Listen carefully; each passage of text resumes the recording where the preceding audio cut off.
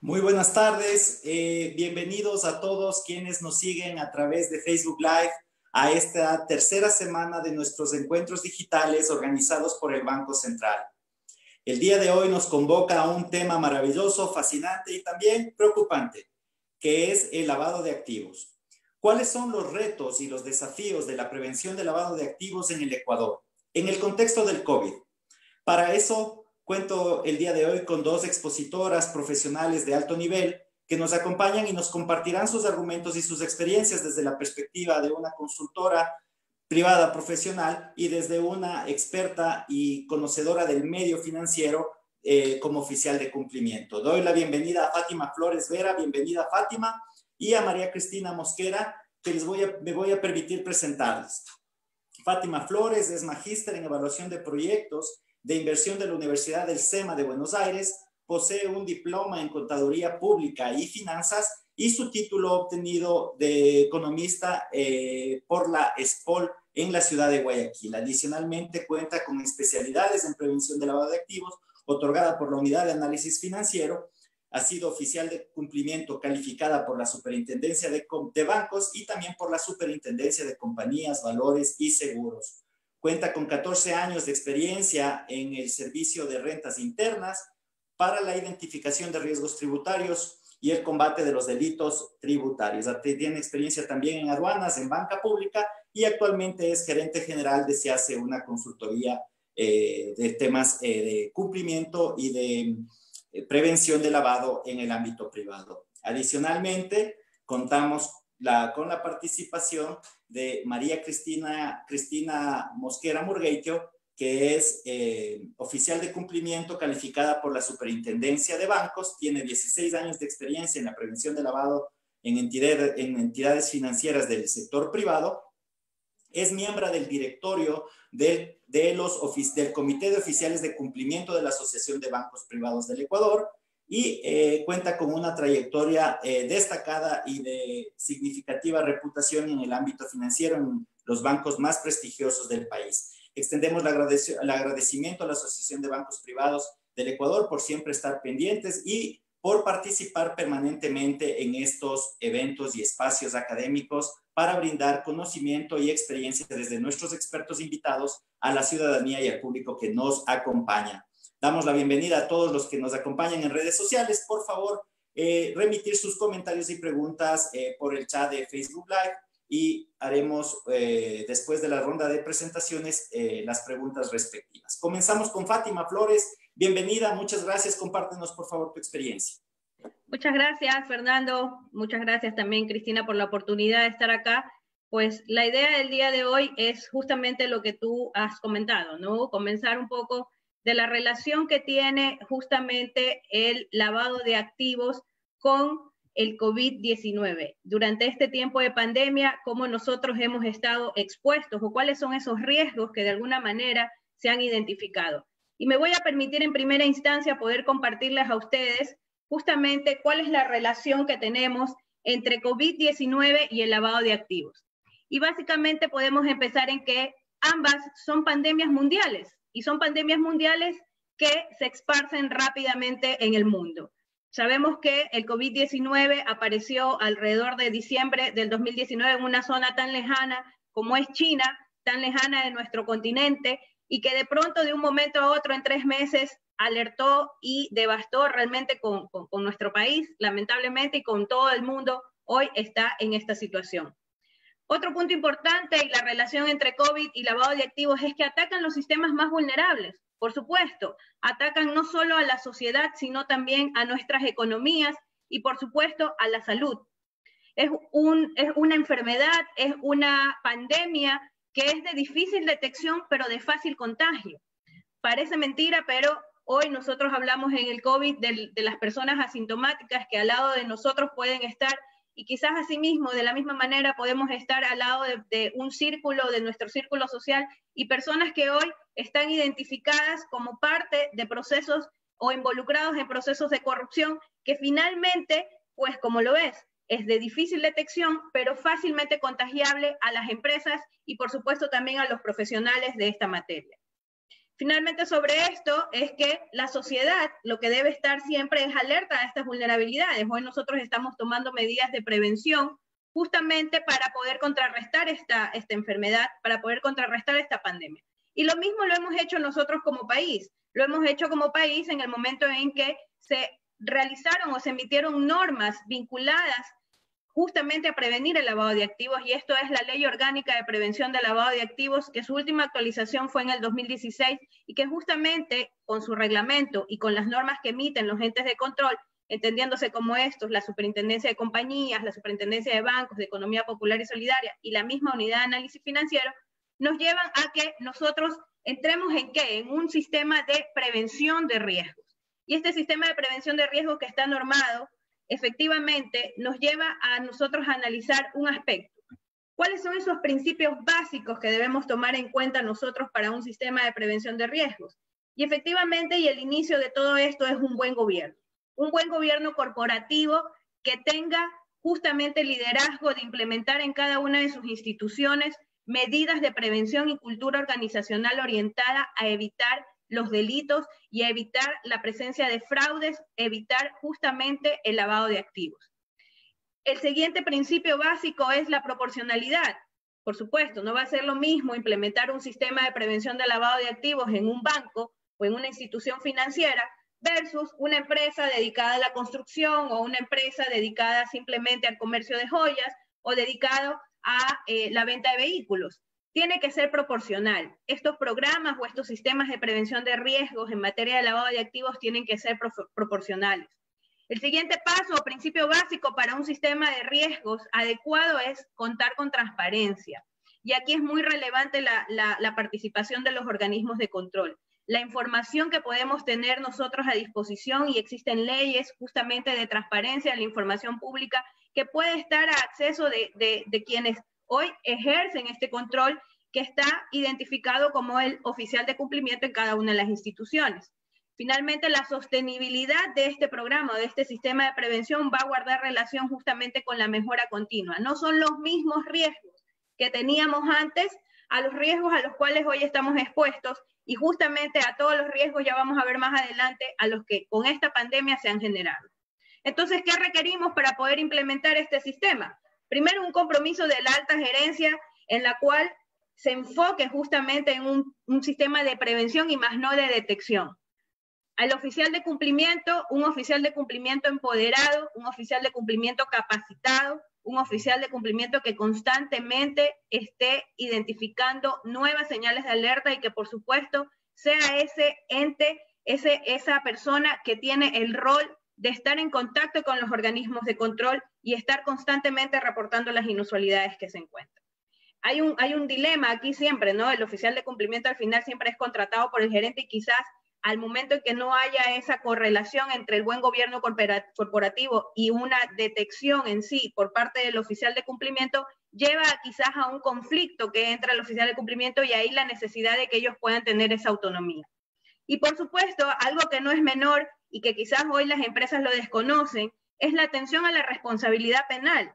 Responsabilidad penal que está contemplada en el Código Orgánico Integral Penal para las personas jurídicas de derecho privado, contemplada en el artículo 49, así como para los oficiales de cumplimiento, que en el 319 establece las sanciones por acción u omisión al oficial de cumplimiento, que termina en poder privar su libertad entre 6 meses y 1 año.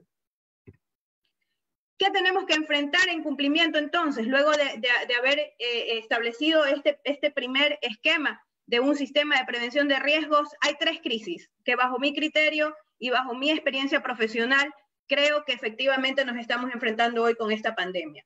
Por un lado, hay crisis en las libertades personales, que todas están correlacionadas, una crisis sanitaria y una crisis económica. Una crisis en las libertades personales que afectan a las áreas de cumplimiento efectivamente, porque hay un Estado que concentra facultades y, por supuesto, hay limitantes en la movilidad, por ejemplo, limitantes en la atención o en la actividad económica.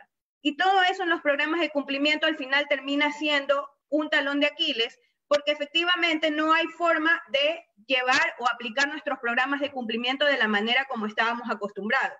Hoy existe más el teletrabajo, y el teletrabajo nos lleva también a que las políticas de control y de debida diligencia, de conocimiento de los clientes, quizás se ven mermadas o quizás se ven suavizadas ante estas nuevas realidades. Una crisis sanitaria que también, como bien lo acabo de mencionar, nos lleva a que efectivamente nosotros evitemos la menor cantidad de personal dentro de las instituciones para evitar justamente que se propague este contagio. Y finalmente la crisis económica que se da porque producto de esta pandemia se afectaron muchos negocios y muchos negocios tuvieron que despedir a muchas personas y todos los grupos criminales o los actores que en este caso intervienen para poder delinquir buscan estas debilidades y estas vulnerabilidades y tratan de reclutar a estas personas. Entonces, ¿cuáles son los riesgos que Gafi nos alerta? Básicamente nos alerta con ciertos fenómenos que pudieran ser riesgos de lavado de activos y que ahí está la labor del oficial de cumplimiento justamente en poder identificarlos. El mal uso y abuso de organizaciones sin fines de lucro. Hoy, por la crisis sanitaria, estamos hablando de una necesidad de cooperación y solidaridad. Y está perfecto. Es lógico que el ser humano, bajo las realidades que estamos viviendo, seamos solidarios y seamos, por supuesto, cooperativos. Lo importante aquí y el riesgo que tienen los oficiales de cumplimiento es justamente poder identificar quiénes están tras esas instituciones sin fines de lucro. Tráficos de medicamentos falsificados, y no solo el tráfico de medicamentos, sino el contrabando también de medicamentos, que es una problemática que no es de ahora, y lo digo con conocimiento de causa por mi oportunidad de haber trabajado también en la aduana. Efectivamente es un riesgo muy latente y muy alto que tenemos hace mucho tiempo nosotros como una problemática de salud del país. Están los fraudes y las estafas porque se incentiva el comercio electrónico y eso hace que también de alguna forma se aprovechen estos grupos delictivos en utilizar los fraudes y las estafas. Y un punto que ya más adelante Cristina lo va a profundizar mucho más es justamente el aumento de la corrupción. Y hoy tenemos esa ventana abierta, ventana que está en la luz del día y sobre las cuales hay muchas noticias y cada día quizás vemos nuevos episodios de esta novela, que al final ese dinero que termina siendo generado por la corrupción debe terminar en tratar de convertirse en lícito. Y en ese momento es cuando se generan estos riesgos de lavado de activos. Los delitos cibernéticos, los delitos relacionados también con el reclutamiento de personas, como lo acababa de mencionar, pues ante la debilidad y la necesidad de poder dar de comer a su familia, muchos son vulnerables y son utilizados, y no solo aquellos que tienen esta problemática, sino que también muchas veces se recluta a jóvenes o se recluta para estas actividades ilícitas también de alguna forma a personas de la mayores de edad para utilizarlos en este tipo de transacciones. ¿Qué debemos hacer? ¿Cuáles son las prácticas que mitigan estos riesgos? Pues por un lado, monitorear muy bien al beneficiario final, y aquí es importante comentarles que en ese trabajo también el Servicio de Rentas Internas juega un papel preponderante.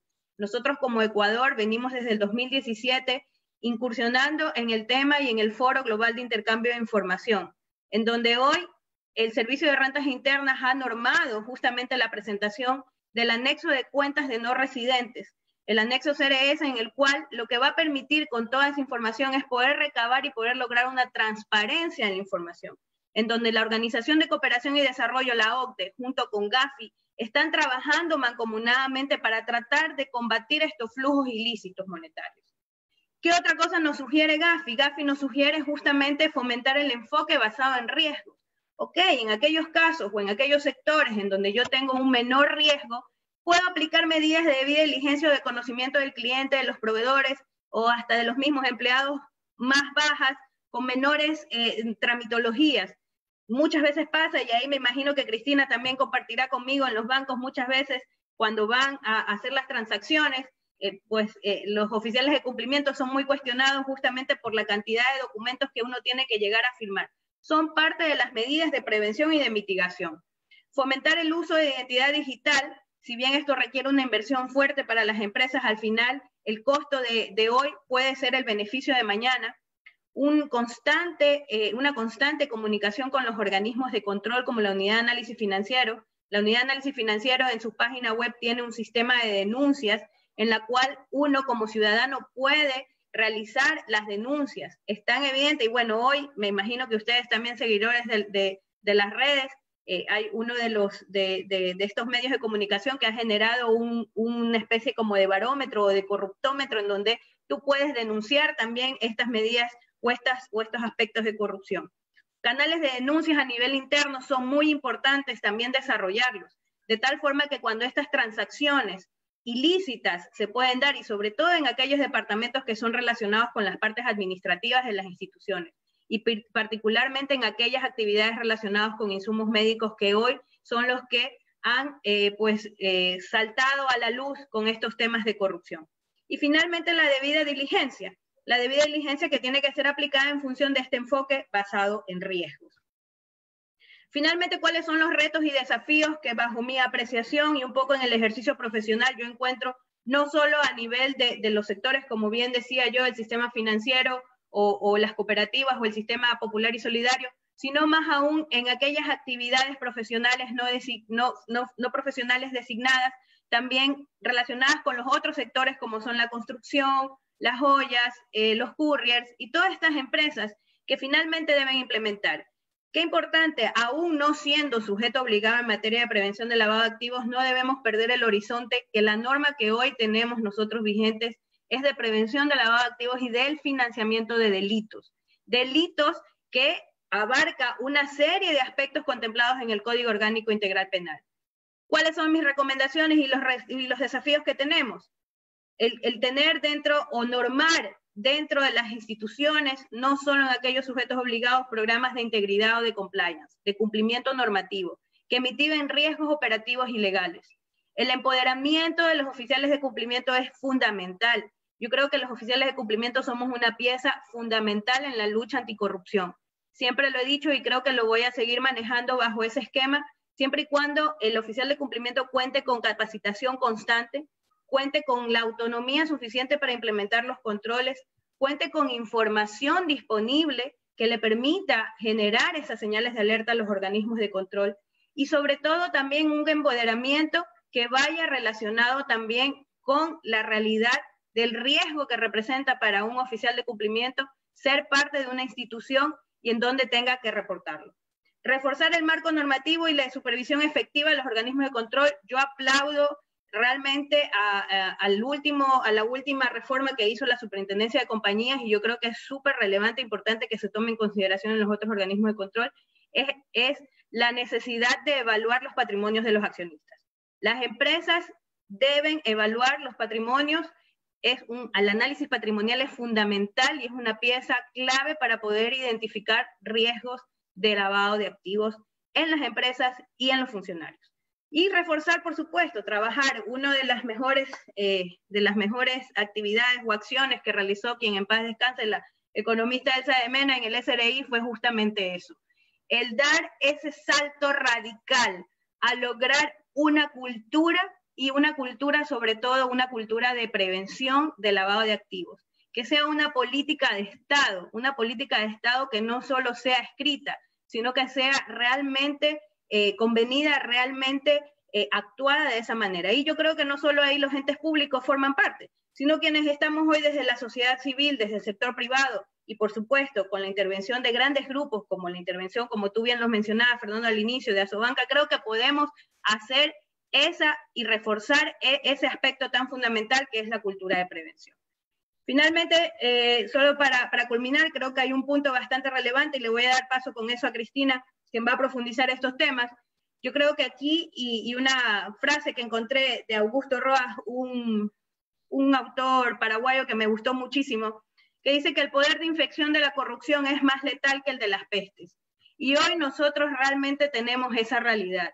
Lamentablemente muchas personas perdimos muchas vidas y vidas muy queridas en nuestra sociedad. Y las perdimos justamente por este cáncer que hoy tenemos llamado corrupción, llamado justamente a la sociedad a reforzar esos valores. La corrupción se da hoy en funcionarios públicos y funcionarios privados. No hay un corrupto sin un corruptor. Yo soy fiel también de ese mensaje. Si bien hay funcionarios públicos que quizás no han actuado correctamente, no podemos hablar de una generalidad de los funcionarios públicos, pero lo que sí hay que tomar en cuenta que en nuestro trabajo, como oficiales de cumplimiento o como parte que impulsa la prevención del lavado de activos, es aplicar lo que hoy la norma tiene. Y la norma habla específicamente para lo que tiene que ver con los funcionarios públicos, la aplicación de las recomendaciones de Gafi que nos indican a las personas expuestas políticamente, a los altos cargos de funcionarios, hacerles un escrutinio mayor en lo que tiene que ver con las debidas diligencias. No solo a ellos, sino también a sus familiares, que es el mecanismo por el cual se han ido justamente estos flujos y que lamentablemente pues hoy nos tienen en esta problemática actual.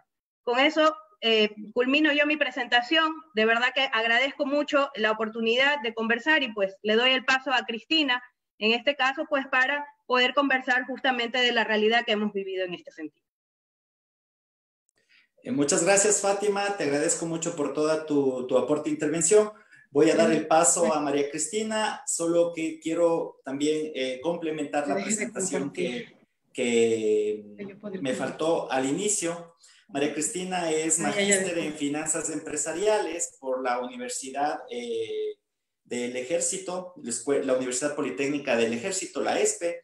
También cuenta con un posgrado en la prevención del lavado de activos por la Universidad de Salamanca y tiene una certificación internacional otorgada por la Universidad de Florida en tema de prevención del lavado de activos. María Cristina, te agradezco. Por favor, tu presentación.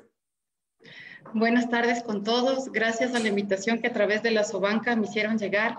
Estoy representando a todos mis colegas oficiales de cumplimientos de la banca asociada.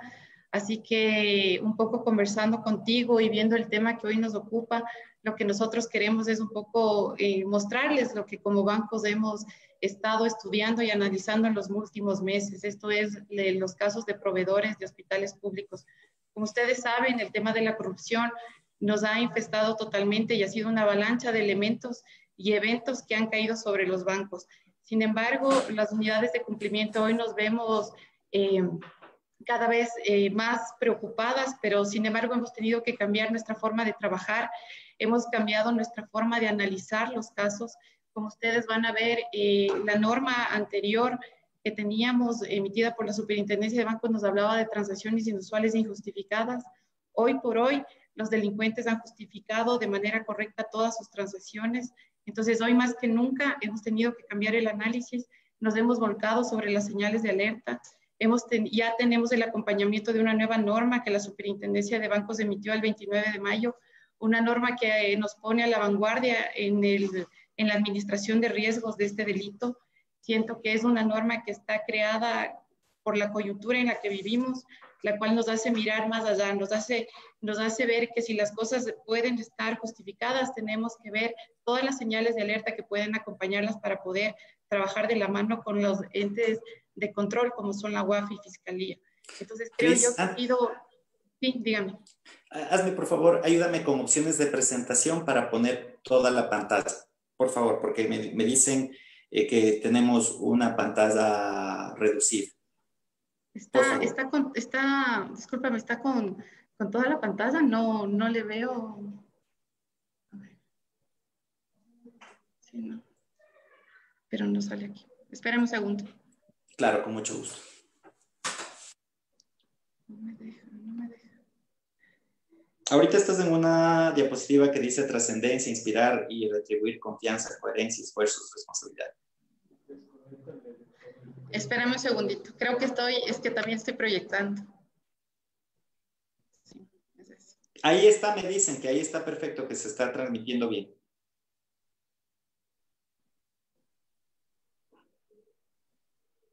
Ahí está bien. ¿Pueden ver la pantalla? No, este momento no.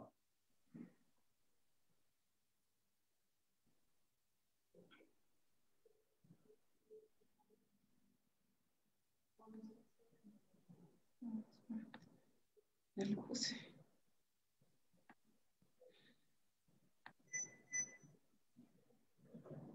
¿Ahí? No todavía. Pero no me sale ya. ¿Aquí? Ahí estamos. Perfecto, ahí estamos, Cris. Muchas gracias. De acuerdo.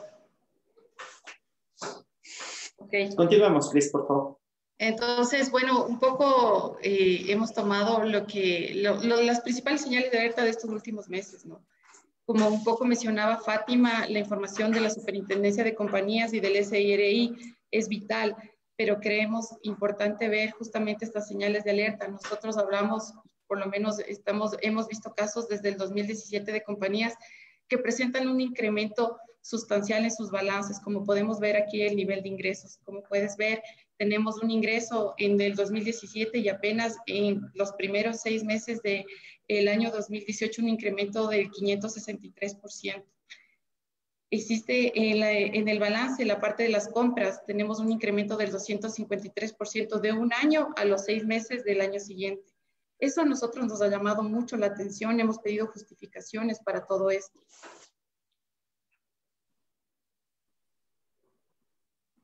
Como vamos a ver, y quería mostrarles justamente qué es lo que la banca privada ha analizado en los últimos meses. Hemos visto que compañías de reciente constitución, como ustedes pueden ver en el lado izquierdo de la presentación, compañías de reciente constitución cuyos accionistas también se relacionan con los intermediarios en la venta de productos hacia los hospitales públicos, que hoy hemos estado viendo en los medios de comunicación. Ustedes pueden ver, hemos analizado uno a uno las facturas para ver cada uno de los ítems de estas compras. Hemos visto los precios, hemos también visto que hay empresas comercializadoras que se ubican en la mitad de la transaccionalidad. Hemos visto que tienen un incremento de 2 veces el valor del producto de la medicina. También vemos a personas ya en la parte donde hablo de intermediarios 2, vemos a personas naturales. Estas personas naturales han sido, si bien es cierto, no tenemos idea de cómo llegan a la parte del cometimiento de este delito, pero llegan a través de este intermediario. Estas personas lo que hacen también es ser ellos las personas que entregan directamente como proveedores tanto al Instituto Ecuatoriano de Seguridad Social como a los otros hospitales. Personas naturales sin experiencia en la comercialización de medicamentos e insumos médicos, RUCs que han sido actualizados de manera reciente, que adquieren grandes cantidades de estos productos generando una cuenta por pagar a las compañías que les venden. Cuando vemos que estas personas realmente no tienen un capital o no tienen la historia crediticia para que estas compañías les aprueben una deuda tan grande. Por eso es lo que nos hizo a nosotros pensar que estas personas están ligadas con estas empresas que realmente están vendiendo los medicamentos con un sobreprecio exorbitante. En la siguiente lámina podemos observar un poco lo que ha pasado últimamente. Vemos la relación de precios.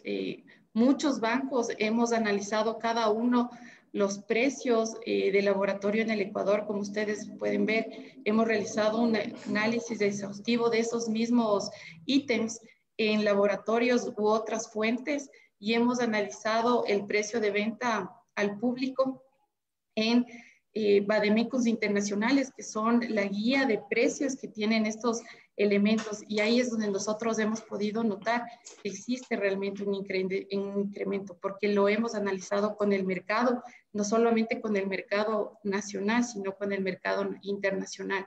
Pero también nos ha llamado enormemente la atención, hemos visto que estos precios están autorizados por quien rige la compra. Entonces, por el ministerio que rige la compra. Son cosas que también nos han llamado mucho la atención. Por último, les quiero mostrar, es un compendio de señales de alerta, como les comentaba, a un inicio de todas las señales de alerta que como bancos hemos visto. Hemos visto actores que están dentro de este sistema, que podrían hacer más, como los bancos hemos hecho más. Hoy también necesitamos que todos los entes de control hagan más, porque justamente esto se puede dar en lo que no estamos revisando, en lo que no estamos viendo y en lo que creemos que está bien. Entonces, un poco el esquema, como yo les digo, acá empezamos desde la izquierda, vemos la primera señal de alerta. Son personas naturales, muchos de ellos, como ustedes pueden ver, son personas extranjeras, ¿sí? Son personas jóvenes que no tienen ninguna experiencia en la venta de medicamentos o insumos médicos.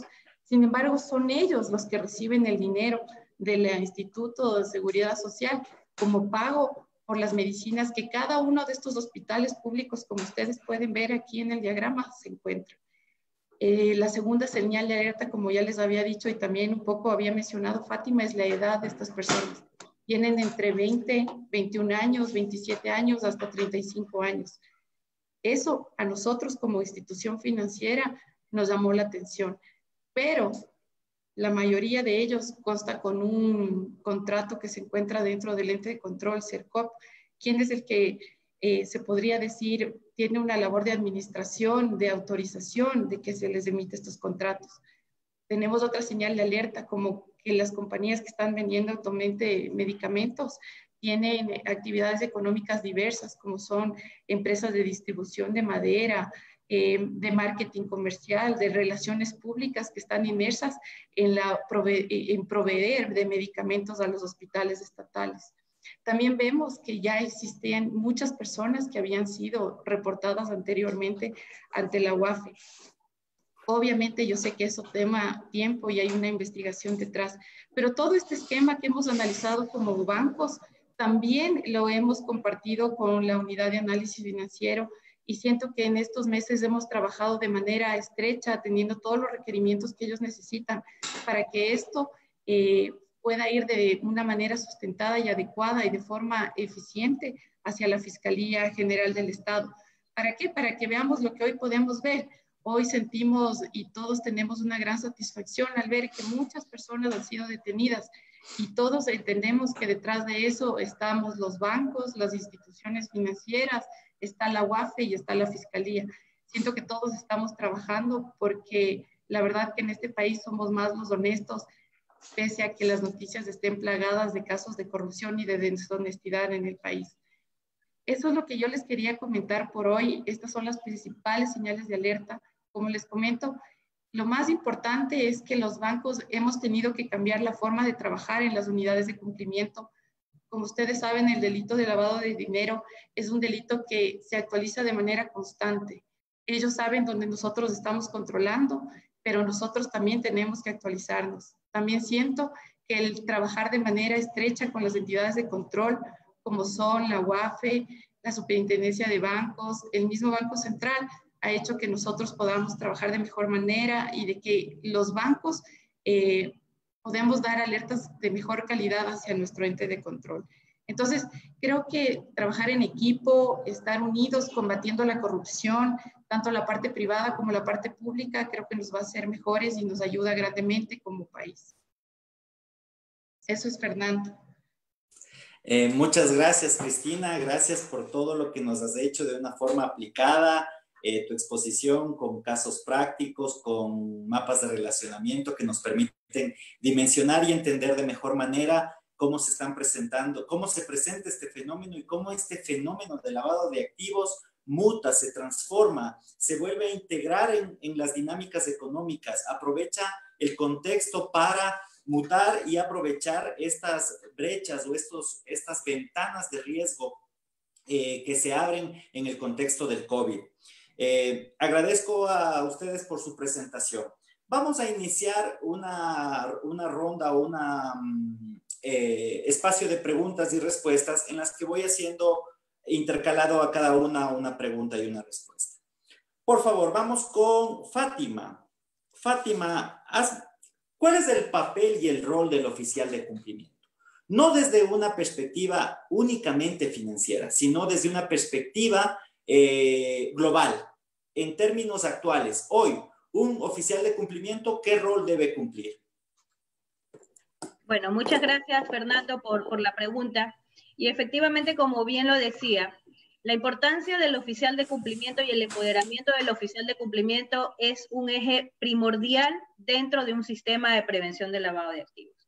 El rol que cumple el oficial de cumplimiento, más allá de todas las funciones, las N funciones que tiene caracterizadas un oficial de cumplimiento, independientemente del sector que es, guarda relación con un análisis no solo de las transacciones. El oficial de cumplimiento termina siendo un mecanismo de defensa de la institución y termina siendo realmente el mecanismo de defensa intermedio, porque quienes están directamente en contacto con el cliente siempre son las líneas operativas, y esa es nuestra primera línea de defensa, pero nosotros como área de cumplimiento o las áreas de cumplimiento como tal, tienen que poder identificar dónde están los riesgos.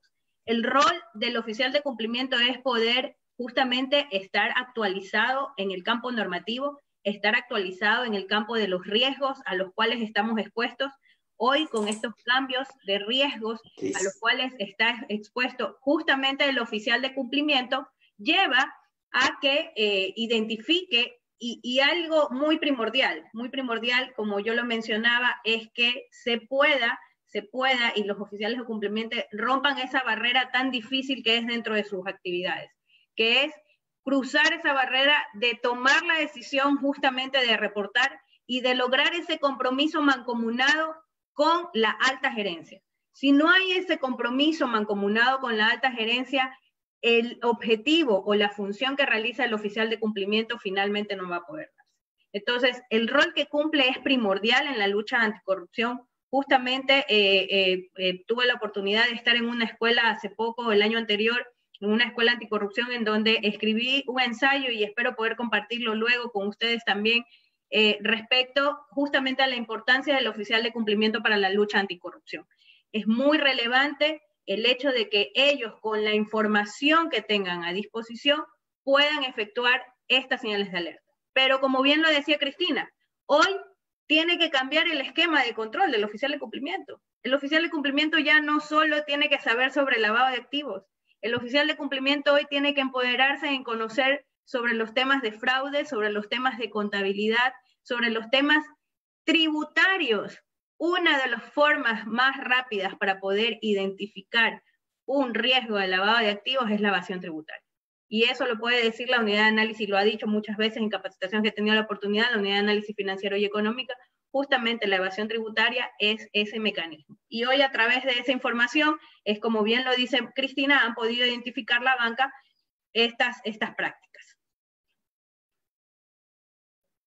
Muchas gracias, Fátima.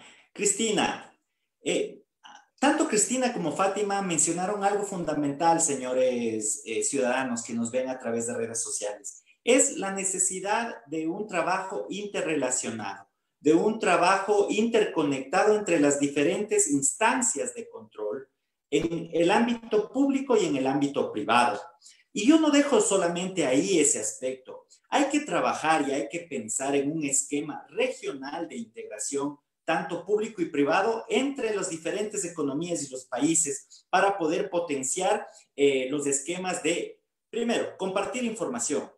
Segundo, compartir señales de alerta y flujos financieros ilícitos, cómo van fluyendo, algo que mencionó al inicio Fátima. Con este antecedente, ¿qué hacer? ¿Cuáles son los pendientes, Cristina, que desde la óptica de un oficial de cumplimiento de uno de los bancos más importantes del país, hace falta la institucionalidad pública para mejorar este interrelacionamiento público-privado y público-privado del país con la región? Bueno, pero primero creo que es muy importante el que nos relacionemos más en el país, ¿no? El ámbito privado y público está muy separado. Creo que estos meses también nos han ayudado para conocernos, para hablar, para llamarnos. Creo que es importante establecer esos puentes de comunicación que la verdad en el país no se han visto muy activos, pero creo que frente a las desgracias nos han hecho activarlos. Hoy tenemos una comunicación más fluida con los entes de control. Creo que eso es lo primordial, pero también creo que es importante que dentro de los entes de control estatales también haya comunicación, también exista el compartir información. Creo que es importante establecer mesas de trabajo de manera continua para poder saber qué es lo que necesita uno, qué es lo que podría hacer el otro para darle la información que necesita. Creo que eso es básico. Hoy por hoy hemos visto que cada uno actúa dentro de su panorama y no busca el bien común. Entonces, yo siento que es importante que entre los entes públicos hablen. Creo que nosotros también como sujetos obligados, no solo hablo de los bancos, sino hablo de todos los sujetos obligados de la economía ecuatoriana, también debemos compartir Hoy tenemos, yo formo parte de la Asociación de Bancos, pero entiendo que hay asociaciones de muchos otros entes de sectores económicos. Entonces sí creo que es importante sentarnos a conversar sobre este flagelo que tenemos hoy por hoy, porque si no lo hacemos, corremos el riesgo de lo que nos pasó en enero. No saber qué es lo que le estaba pasando al banco, qué es lo que le estaba pasando al ente de control, no entendíamos nada y la verdad esto nos sorprendió a todos, la verdad. Entonces, creo que es importante conversar. Y una vez que nosotros conversemos, tanto los entes estatales como los entes privados, yo creo que ahí sí podremos establecer un lazo de comunicación con el exterior.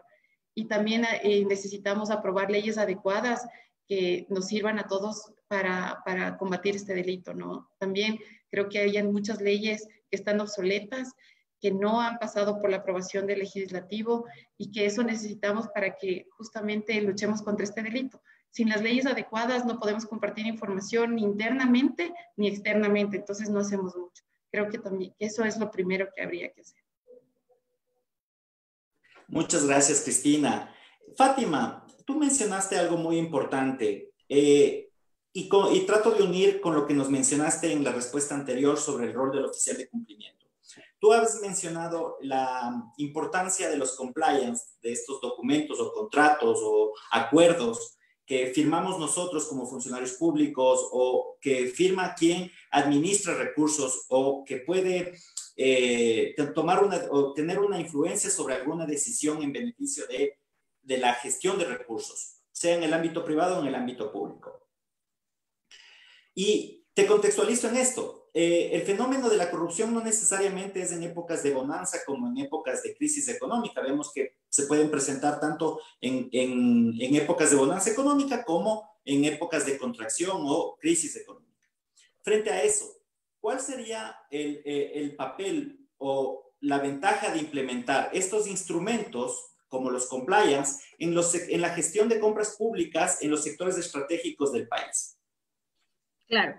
Muchísimas gracias, Fernando, por la consulta y más allá de lo que tú haces referencia, los beneficios que tiene el incluir dentro de los sistemas de compras públicas y no solo en las instituciones encargadas de estos programas de compliance o programas de cumplimiento normativo, va más allá de implementarlos. ¿En qué sentido lo realizo? Y pasa con muchas normas, ¿no? Pasa con muchas normas, que el implementar, más allá de implementar el sistema, es que realmente ese sistema funcione. Ustedes pueden recordar, se cambió totalmente el sistema de compras públicas y hoy es uno de los sistemas más cuestionados justamente en estas etapas de corrupción. Entonces, sí es muy relevante e importante el adecuado control y seguimiento de los organismos de control. Y no solo eso, no solo a nivel de implementar estos sistemas de compliance a nivel del sector público, sino también de las empresas privadas, porque finalmente quienes ofertan ante el sector público son las empresas privadas. Entonces, qué importante que exista esta nueva ola que, ojo, en otros países como Argentina, Perú, ya están muy avanzados en esta implementación, y nosotros quizás, y teniendo un campo normativo actual, como es el artículo 49 del Código Orgánico Integral Penal, que se los hacía referencia, que habla justamente de la responsabilidad penal de la persona jurídica de derecho privado, ya deberíamos contar. Por conocimiento también, en la última reforma del Código Orgánico Integral Penal, se pretendió incluir dentro de este artículo 49 la necesidad de contar con programas de cumplimiento. Lamentablemente, cuando es el momento de tomar estas decisiones, y ahí es a donde viene la importancia y el rol del Estado, de poder implementar este tipo de políticas públicas que nos lleven a tomar estos resultados. No solo a nivel, como les digo, de las empresas públicas, sino que pueda masificarse en las empresas de derecho privado, que finalmente son quienes ofertan al sector público la obra pública. Entonces, esto va a guardar relación también, y vamos a ir más allá todavía. Va a guardar relación también con las políticas públicas de la educación. Y parece mentira, pero están relacionadas también con esto. Porque en la medida de lo que estamos hablando, acaba de presentar Cristina y hablaba de jóvenes de entre 25 años y 35 años, me parece, ¿no es verdad, Cristina? Que tú mencionabas. Y cómo puede ser que estamos hablando de una generación en donde no hay valores éticos. y que parte eso justamente de poder inyectar, no solo a nivel de las empresas, sino me voy más atrás, porque esto es un problema también ya de valores, de la ausencia de valores que hoy tenemos y que hace que las personas sean más vulnerables a caer en este tipo de delitos o en este tipo de flagelos. Muchas gracias, Fátima. Algo importantísimo que mencionó Cristina es cómo manejar, cómo analizar la información.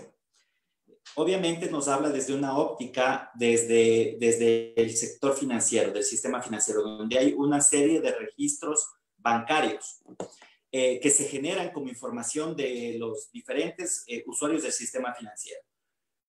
¿Qué indicadores de fraude, qué indicadores de actividad ilegal, aparte de los que nos señalas, podrían generarse o podrían compartirse guardando el sigilo bancario? Bueno, principalmente es el comportamiento demográfico, ¿no es cierto? ¿Quién es la persona? ¿Cuál es su actividad económica?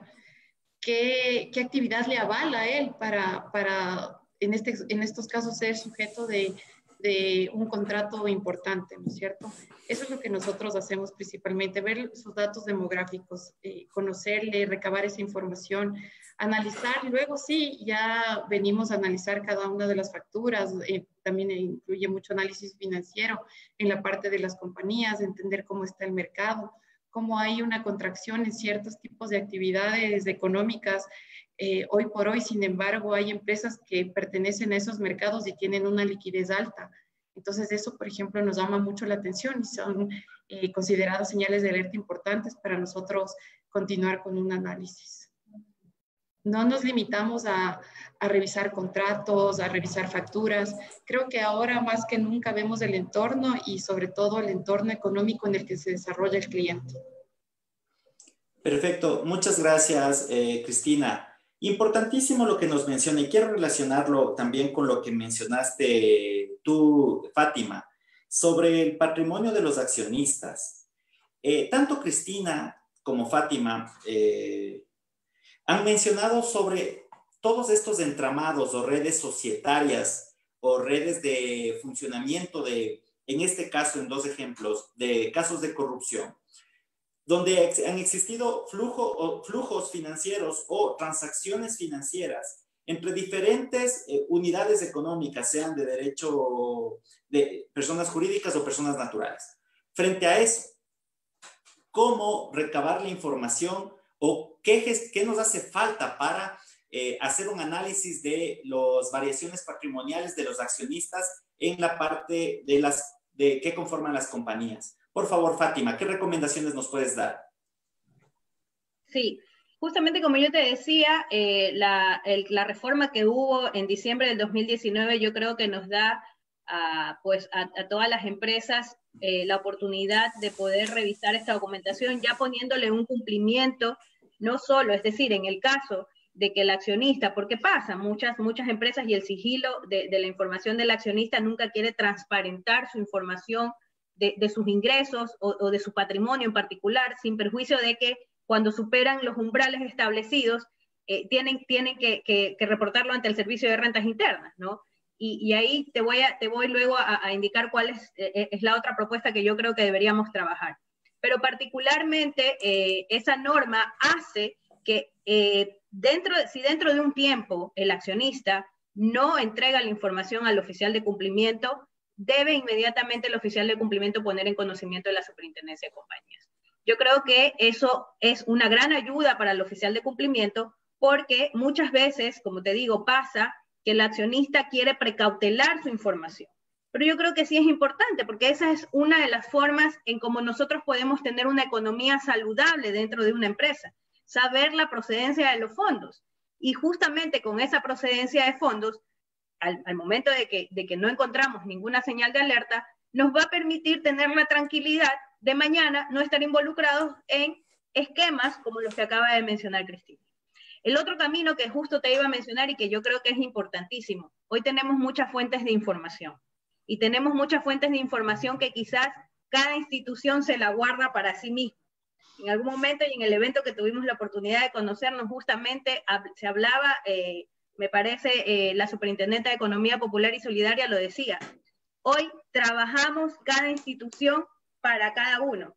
Y qué importante sería, y es una parte del ensayo que justamente escribí con el empoderamiento del oficial de cumplimiento en la lucha anticorrupción, es lograr que las instituciones públicas pongan a disposición de los oficiales de cumplimiento, de alguna forma, buscar acuerdos de confidencialidad, buscar algún mecanismo en que el oficial de cumplimiento pueda tener más elementos y a disposición. Porque hoy lo que estamos hablando, el análisis que se está hablando, es luego, es en el proceso de detección, más no en donde tenemos que trabajar, que es en el proceso de prevenir el lavado de activos. Si los oficiales de cumplimiento están empoderados con información fidedigna e información disponible, como hoy nosotros lo tenemos o como dentro de la actividad del oficial de cumplimiento existe. El oficial de cumplimiento tiene disponibilidad de listas. Todos los meses la unidad de análisis financiero y económico tiene a disposición listas.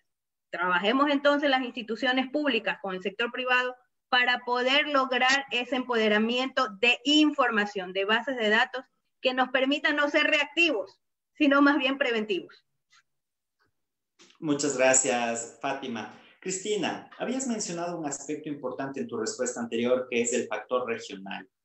Desde una perspectiva macro, un oficial de cumplimiento, cuando hace un análisis, voy a sugerir una explicación desde de agencias.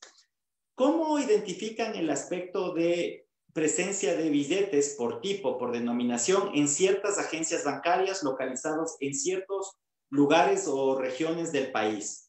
Frente a eso, ¿qué podemos hacer? ¿Cómo nos blindamos?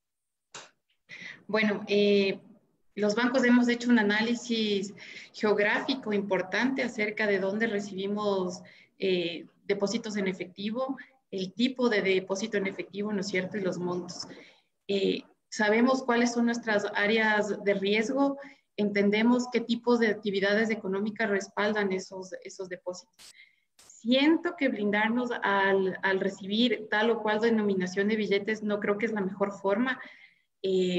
Obviamente cada actividad económica, como ya la hemos visto antes, tiene su manera de manejarse en el tema de billetes, ¿no es cierto? Pero sí siento que es un nivel más macro, un nivel de país, o sea, siento que hay actividades como alguna vez conversamos con el Banco Central, hay actividades ilícitas, ¿no es cierto?, que están siendo financiadas. Estos financiamientos se realizan en efectivo. Estas actividades están básicamente en las fronteras. Y siento que por ahí debería venir la forma de blindar al país, ¿no es cierto? No solo los bancos, porque prohibir el depósito de una denominación creo que no ayuda a combatir el delito per se. Entonces, lo que nosotros necesitamos es un análisis entre las autoridades, donde entre el mismo Banco Central, donde diga qué actividades económicas están propensas, donde se señale exactamente quiénes están financiando y en dónde se están financiando, para entender la movilidad del delito, más que el cómo, que ya nosotros lo hemos identificado, ¿no es cierto?, que es a través de ciertas denominaciones de billetes. Siento que es saber dónde se encuentra y qué delito se encuentra para que lo podamos analizar y que las autoridades sepan. Siento que esa es la mejor forma de blindarnos. Hoy por hoy no tenemos eso. Hoy por hoy los bancos estamos simplemente recibiendo esos billetes, pero esperando que el cliente nos dé una justificación sana sobre eso. Creo que blindar al país que está dolarizado en que no recibamos algún tipo de billetes es complicado. No creo que es lo más adecuado, pero sin embargo es importante esto sí trabajarlo con las autoridades, porque si ya sabemos que existe un delito o una actividad que está financiando, una actividad delictiva que está financiando una actividad económica, en ciertas zonas deberíamos actuar. Gracias. Yo ahí solo te hago un comentario complementando tu respuesta. El Ecuador tiene un esquema dolarizado, donde el dólar es el medio de circulación oficial. En ese sentido, también eso nos hace vulnerables frente a flujos financieros ilícitos y también a las transacciones en efectivo. Y también hay mucha preferencia de nosotros los ciudadanos por el uso intensivo de especies monetarias en físico. Te complemento nada más tu respuesta. Muchas gracias, Cristina. Voy a hacer Gracias. Voy a hacerle la pregunta a Fátima. Es una pregunta que se relacionaba a la respuesta anterior cuando nos estabas hablando de los sectores estratégicos, que nos la hace Reinaldo Benítez a través de Facebook Live. ¿Es momento de aplicar la ISO 37001? ¿Es momento de aplicar o de socializar o de generalizar la aplicación de la política antisoborno? Bueno, yo particularmente considero que este análisis más bien es integral. Y más bien yo los invito, actualmente hay la ISO 19600, que es una ISO que no es certificable y que habla sobre los sistemas de gestión de compliance. Estos sistemas de gestión de compliance que lo que tratan de evaluar son los riesgos operativos y legales, entendiéndose como tal el alcance de todos los delitos. El soborno está dentro de este aspecto. Mi recomendación ahí, y justo lo comentaba hace un momento, está por entrar en vigencia la ISO 37301, que es más bien certificable y la cual ya abarca justamente este modelo, ¿no? La idea pueden ser complementarias, ¿no? ¿Verdad? Quizás es necesario, a hoy hay muchas empresas que están implementando antisoborno, pero al final, como te digo, te quedas únicamente en ese campo de acción, en la aplicación de prevenir el soborno. Y la idea no es eso, la idea es poder atacar, digamos, todos los delitos y bajo mi apreciación y bajo mi recomendación es ir hacia el compliance corporativo. Gracias. Me quedo con una pregunta pendiente sobre la aplicación de la norma 19.600 que igual nos llegó por redes, que es tu siguiente pregunta. Vuelvo con Cristina. ¿Cómo hacer un mapeo permanente, actualizado, de la diversificación del delito de lavado de activos? Tú me mencionas que las señales de alerta permanentemente cambian o los mecanismos del crimen organizado, del crimen transnacional en el tema de lavado de activos se adaptan a nuevas condiciones. Saben dónde controlamos y saben por dónde filtrar nuevamente. ¿Cómo desarrollamos una metodología público-privada? ¿Cómo podemos nosotros desde el ámbito público y ustedes desde el ámbito privado generar una dinámica, mejor dicho, generar un esquema súper dinámico y súper de respuesta temprana ante estas mutaciones de las formas de reproducirse de este delito? Muy fácil, Fernando, conversando. Eso es lo que yo digo. O sea, todos sabemos cómo cambia el delito, todos entendemos por dónde están yendo y lo único que tenemos que hacer es sentarnos a conversar. Perfecto, muchas gracias. Paulina Guerra, la implementación de ISO 19600, Sistema de Gestión de Compliance, ¿es lo aplicable? ¿Cuán preparados estamos nosotros como país para todo un despliegue de normas ISO, de normas de calidad? Se lo viene hablando desde la década del 90. ¿Cuánto el país ha evolucionado? Bueno, yo creo que ha evolucionado bastante. Yo te hablo como Banco Pichincha. Nosotros estamos ya aplicando la norma 19, la ISO 19600. Esto tiene que ver con el tema de compliance. Estamos trabajando arduamente desde hace meses atrás para poder implementarla. Entonces, yo creo que es importante. Siento que algunos bancos también lo están haciendo, pero creo que estamos en la vanguardia de aplicar todas las certificaciones que sean importantes para demostrar ante la banca exterior que los bancos ecuatorianos están blindando frente a cualquier tipo de delito.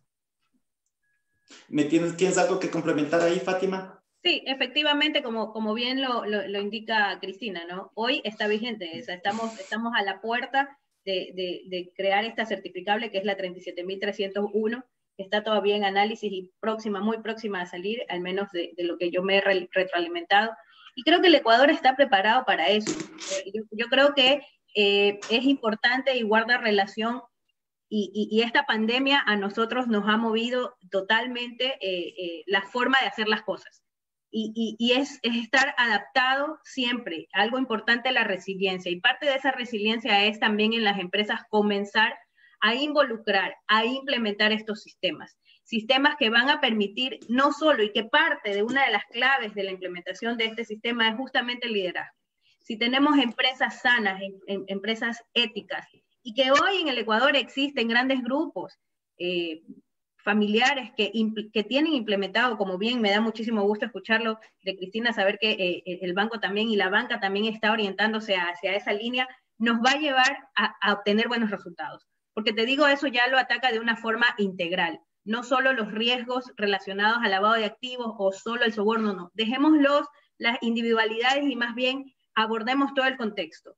Como te digo, tuve la oportunidad de conocer que en la última reforma del Código Orgánico Integral Penal se pretendió incluir. Entonces yo hago más bien un llamado a eso, a que el gobierno, o quienes son los actores en este caso, la Asamblea, comparta este criterio, que aquí hay un criterio desde el sector privado y pues que creo que es importante también el sistema financiero, en el cual ve la necesidad hacia afuera, porque nos estamos quedando.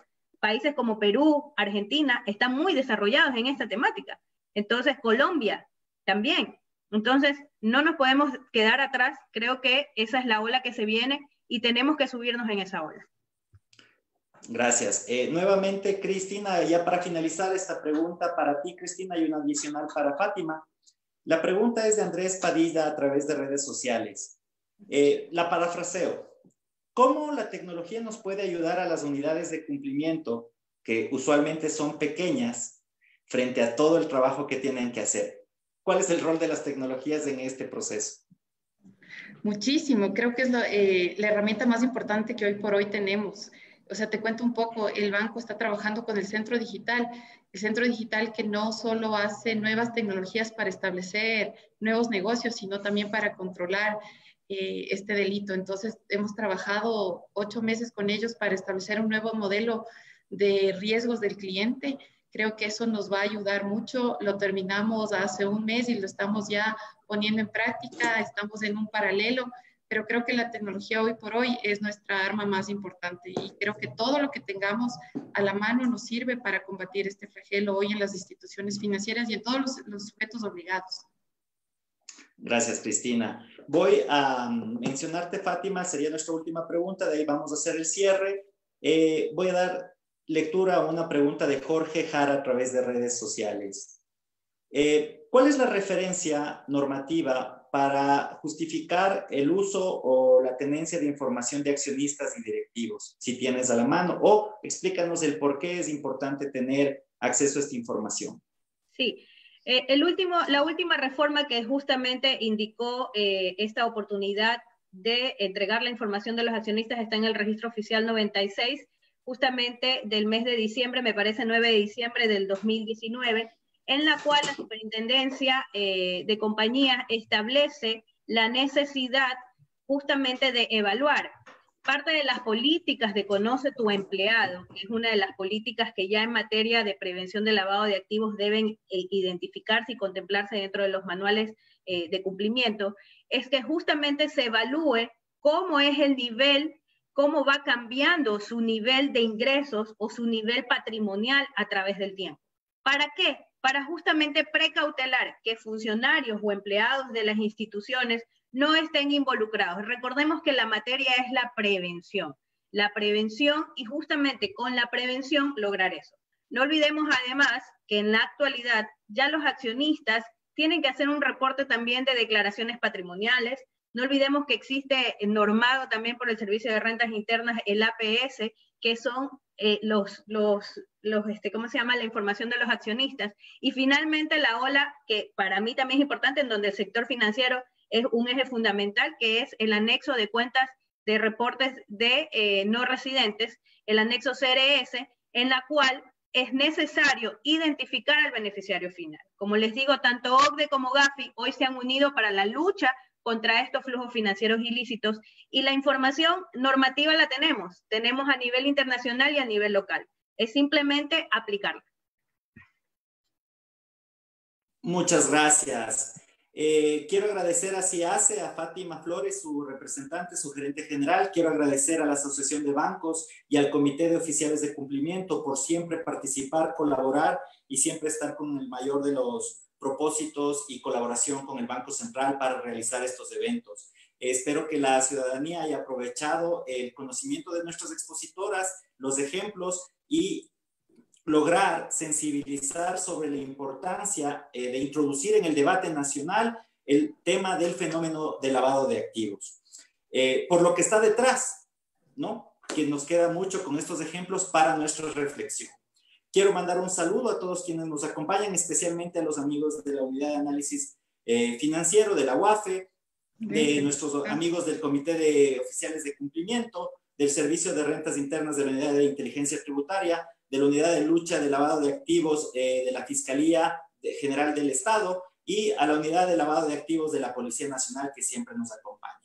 Agradezco a todos, muchas gracias. No se olviden de utilizar su mascarilla, lavarse frecuentemente las manos y mantener la sana distancia. Les agradezco mucho, una linda tarde. Gracias. Muchas gracias. Gracias. Hasta luego. Gracias, Chao, Fátima. Chao. Hasta luego. Un placer, chao. Hasta luego.